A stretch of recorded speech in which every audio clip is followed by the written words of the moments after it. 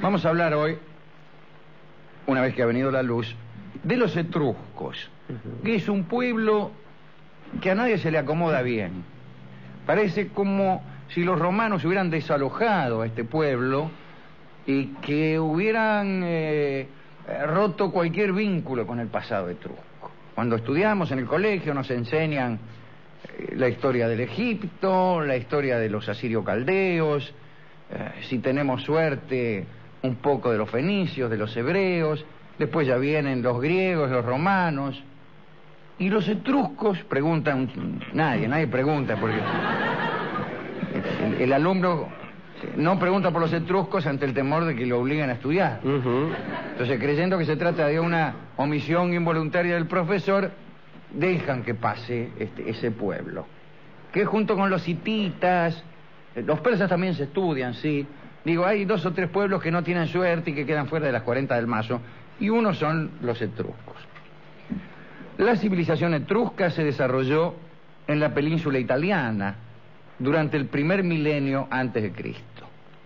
En la época de mayor poder, entre los siglos 7 y 5 antes de Cristo, ya con Roma fundada, pero una Roma todavía atorranta, Etruria probablemente abarcaba toda Italia.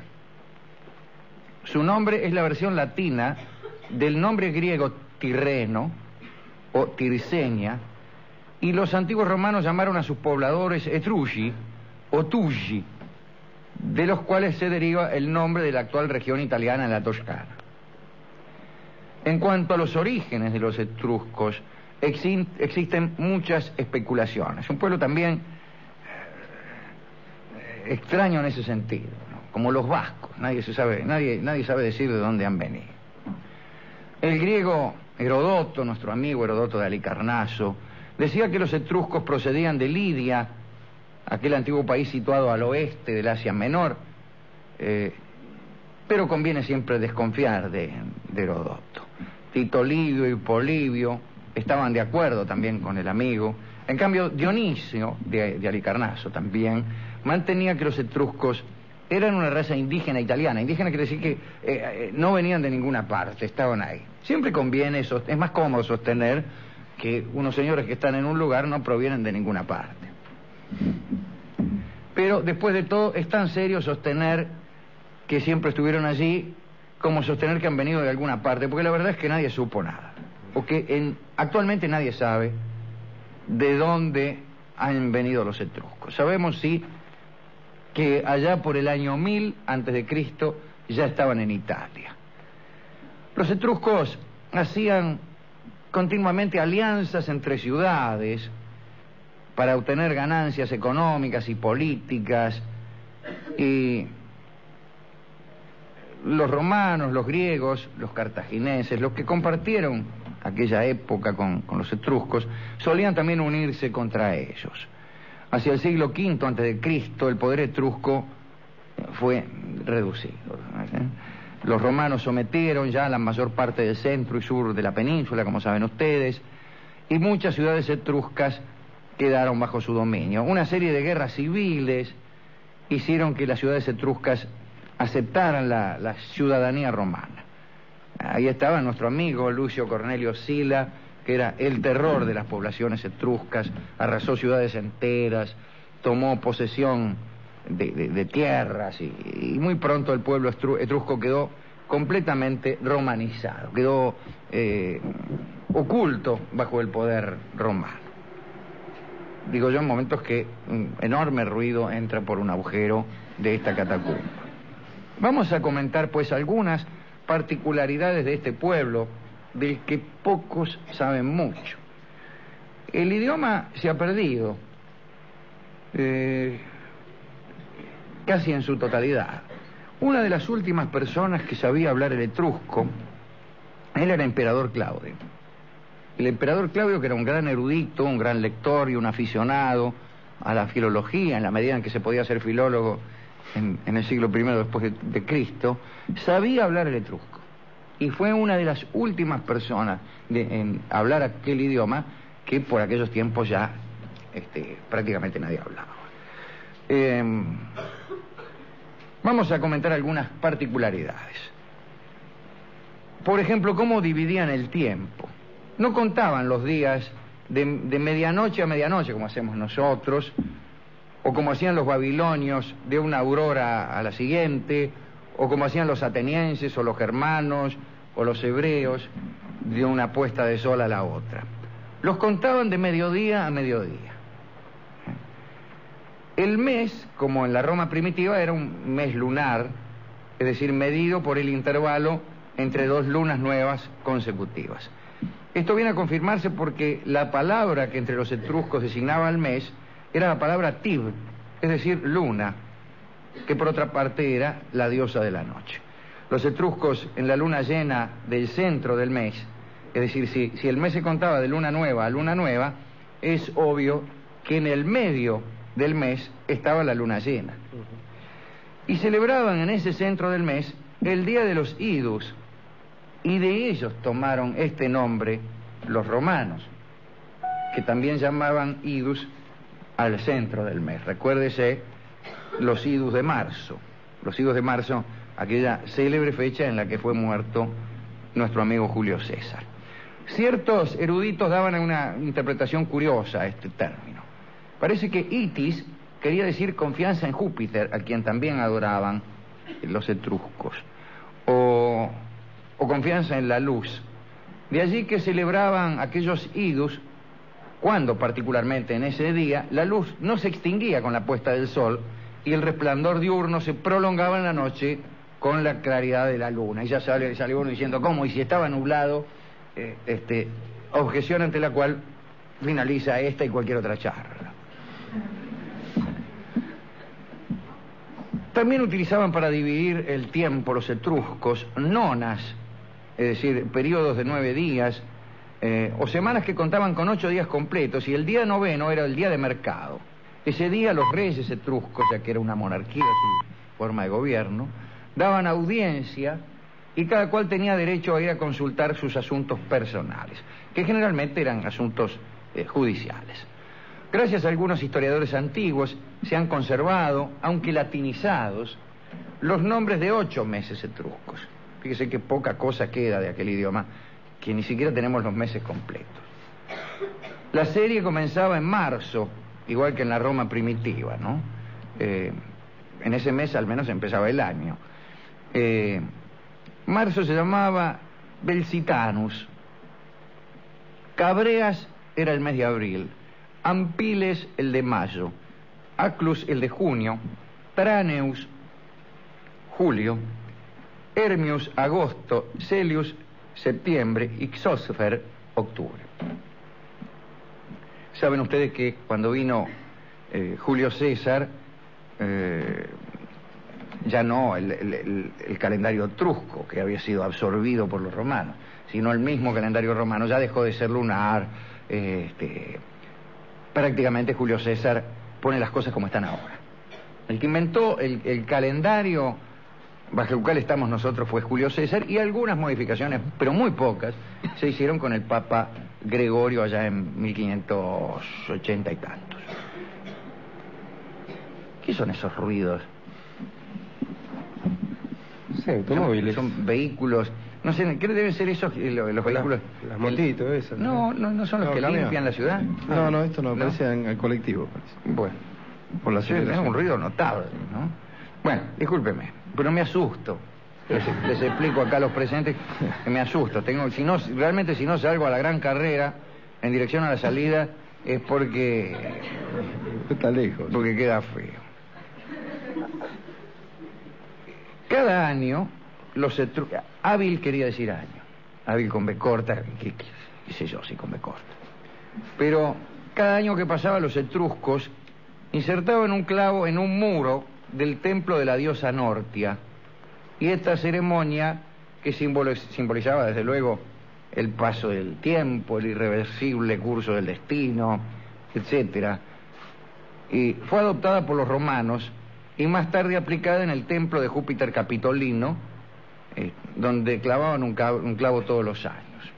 De todos modos, la cantidad de clavos nunca puede ser demasiado llamativa.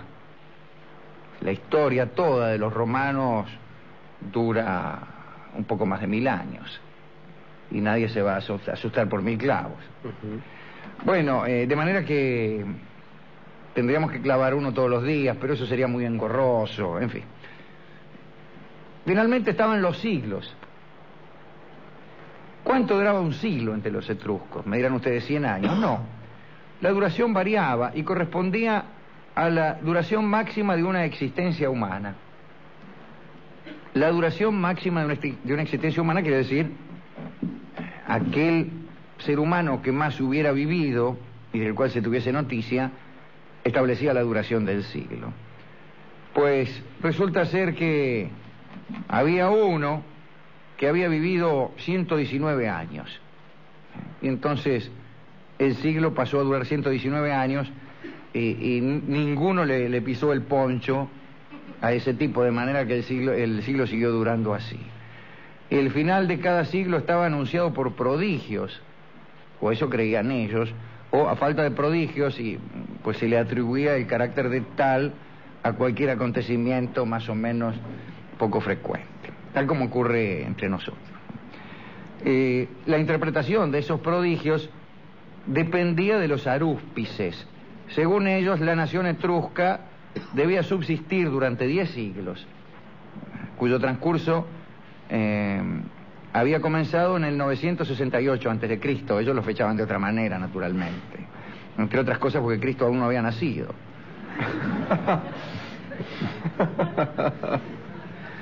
De ahí esa pertinacia de los antiguos a no contar los años como nosotros. No es por un berretín anticristiano. Bueno, de ese modo contaban los siglos los etruscos y los años. Hay una cosa notable de la cual vamos a hablar. Temo que haya alguien estacionado con una de esas espantosas motos exactamente en la puerta del Tortoni. Bueno, vas a ver qué sucede. Y decirle que por favor prenda fuego a semejante elemento y diabólico artefacto. Bueno, hablemos de la música de los etruscos mientras oímos el ruido de las motos, que por cierto andan por toda la ciudad. Son motos muy pequeñas que nadie controla, la mayoría de ellas no están patentadas, casi siempre están conducidas por señores sin casco y sin escrúpulos, andan en contramano, andan por la vereda, contaminan muchísimo y a nadie le importa nada, salvo a mí. Conjeturo que salvo a mí porque no he oído que nadie se quejase de eso, ni tampoco he visto que funcionario alguno tomara la menor de las medidas, de manera que debe ser algo que yo no alcanzo a comprender y que forma parte de nuestras costumbres y de nuestra vida cotidiana y que debe proporcionar algún tipo de agrado, de alegría o de afición a nuestra población. Hablaremos de la música de los etruscos. ¿Y qué es lo que tiene de extraño la música etrusca? Que era una música que servía para acompañar todo. Era como música de fondo. Vamos a ver. Por empezar, los etruscos fueron, en lo estrictamente técnico, alumnos de los griegos. Siguieron las pautas musicales de los griegos. La música les servía para compasar el movimiento de los danzarines, pero también intervenía en la liturgia de las ceremonias religiosas, acompañaba a las tropas de combate. Hasta ahí íbamos bien. Pero Aristóteles contó que los etruscos tocaban música durante los combates de boxeo, o sea que había dos boxeadores, dos pugilistas, y los etruscos tocaban música, acompañaban aquello con música. Cuando azotaban a un esclavo, pues llamaban a algún guitarrista para que tocara. Acompasaban los azotes. Después, cuando cocinaban las amas de casa, lo hacían al son de la flauta. Y así todas las ocupaciones, aún las más banales, se desarrollaban con fondo musical. Es impresionante esto, se parece al cine. Se parece al cine. El cine nos acostumbró a algo parecido. Todo lo que sucede está acompañado de una música, de modo tal que nuestra naturaleza cuando estamos en el cine espera que haya una música, acompaña una música que por otra parte subraya la escena, la ayuda, y también allí ocurre lo que entre los etruscos. Combate de boxeo tiene una música, la situación amorosa tiene otra, los galopes tienen otra, hasta podría especificarse qué tipo de compás corresponde a cada cosa. Cuando hay 6x8, Ponele afirma que alguien galopa. El caso es que según las crónicas de Dionisio de Halicarnaso, lo más difícil de encontrar en una ciudad etrusca era el silencio, porque siempre está alguien tocando la flauta. Bien. Aristóteles cuenta que aun cuando amasaban pan, utilizaban la música y hasta dejaban de amasar si el músico se callaba, como si fuera indispensable a cualquier actividad el oír música. También intervenía en la caza, la música, caza con Z. Parece que capturaban los jabalíes y los ciervos, no solo con redes y perros, sino también con la participación de expertos flautistas. Y esto se hacía de la siguiente manera: disponían redes y demás artilugios de caza, pero además se apostaba a un flautista talentoso que procuraba tocar sus melodías más armoniosas, pensando que las bestias compartían el criterio musical de los etruscos. Tito Livio cuenta que en el silencio y la paz reinantes en el campo, la música alcanzaba las cumbres, los valles, y que cientos de animales caían en las redes de los cazadores, atrapados por los mejores sones. Yo no me creo mucho esto, pero bueno. La flauta fue a lo largo de toda su historia el instrumento preferido de los etruscos. Existían también las liras, las cítaras de 7 cuerdas, y más aún, según los perfeccionamientos que le fueran añadiendo, en fin, instrumentos de toda índole. En general, los constructores de instrumentos eran griegos en aquella época. Los flautistas eran llamados subulones, no sin un afán peyorativo, calculo yo, porque nadie en este mundo puede ser llamado subulón sin algún ánimo de menosprecio. No importa en el idioma que fuere. Pues los subulones eran famosos en toda la región. También con ese nombre, ¿quién no se hace famoso? Y Roma adoptó la costumbre de hacerlos venir de Etruria para la celebración ritual de los sacrificios que normalmente eran precedidos por unos aires de flauta, y nunca mejor aplicada la palabra aire que en su relación con la flauta. Y los subulones constituyen en Roma un cuerpo muy celoso de sus derechos, ¿no?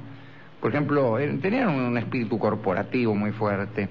Un día se negaron a tocar porque se les había suprimido un banquete tradicional en el Capitolio y se retiraron a Tivoli. El Senado entonces se vio obligado a ceder, y para hacer posible un acuerdo se recurrió a un engaño. Familias tiburtinas, con el pretexto de una fiesta, invitaron a los flautistas a una casa para una cena musical, los emborracharon a todos, los transportaron en carro y los despertaron ya cuando estaban en el foro romano, y ahí le dijeron: bueno, está bien, confirmamos vuestros privilegios, tocad. Los romanos tomaron de los etruscos, además de la música sacra, la música militar. Ahí tienen la trompeta etrusca, tirsénique o tirrénica, tuba. Dio a los romanos su sonido. Dicen que los arúspices etruscos escuchaban los sonidos de esas trompetas en el cielo y traducían aquellas melodías celestiales como si se tratara de la voluntad de los dioses. Es decir, parece que los dioses expresaban su voluntad tocando la trompeta, y que entonces los críticos, o sea, los arúspices, traducían aquella música que suponían tocada por los dioses. Bien, hablemos para terminar del llamado juego de Persu. Ya hemos hablado de la música. No sabemos nada de la música de los etruscos en realidad, pero en realidad no sabemos nada de ninguna música de la antigüedad. Todo lo que se dice es repetir cosas que se han escrito acerca de la música. Es como si todo lo que supiéramos de la voz de Frank Sinatra fueran decires, fueran testimonios de poetas. Digo yo mientras se oye un si bemol ahí. Claro, pues no había aparte notación musical, Alejandro, todavía. Claro, no había notación musical. Entonces decía, la música de las trompetas etruscas enciende el corazón. Qué sé yo, loco. No sirve eso. Pero pasa con toda la música de la antigüedad clásica. Hablemos ahora del juego de Persu. Era un combate que era al mismo tiempo un suplicio y anunciaba o preanunciaba los martirios del anfiteatro romano. Al parecer los etruscos tuvieron durante mucho tiempo la costumbre de sacrificar a los prisioneros para complacer al espíritu de sus guerreros muertos. Una costumbre que los hacía muy populares entre sus vecinos. En las regiones cercanas al Tíber, sin embargo, muy pronto se empezó a utilizar el recurso que señalábamos en este programa de arrojar al río, en vez de víctimas reales, maniquíes de mimbre. Novelas de Anatole France. En el año 358 a.C., durante una guerra entre Roma y Tarquinia, que era una región etrusca, parece que 307 soldados romanos fueron inmolados por los etruscos para complacer a los espíritus de sus guerreros muertos. A veces, en lugar de matar a los prisioneros sobre su tumba, como se acostumbraba, cavaban una fosa y lo metían al tipo ahí y lo mataban, para no tener que andar llevando el muerto de aquí para allá. Pero a veces no, a veces se le daba una oportunidad, se los dejaba combatir a los condenados delante de la fosa. Entonces tenían una posibilidad de sobrevivir. Una posibilidad escasani, porque en realidad los dejaban combatir, pero les cubrían la cabeza con una bolsa, de modo que combatían a ciegas. Así que generalmente perdían. Siempre perdían. Así que no veo para qué hacían semejante cosa. Estos eran los etruscos. Pero, amén del amigo Claudio, durante toda la época romana nadie se interesó en ellos. Nadie se interesó en ellos. Y cuando algunos humanistas trataron de ver de qué se trataba este asunto, trataron de ver de qué se trataba, es una porquería. Trataron de indagar en la historia etrusca, pues no encontraron mucho.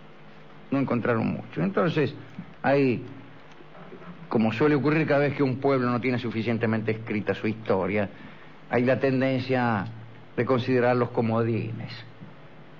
Hay días que nos conviene hacerlos venir del occidente, otras veces nos conviene unirlos a la invasionaria, o no.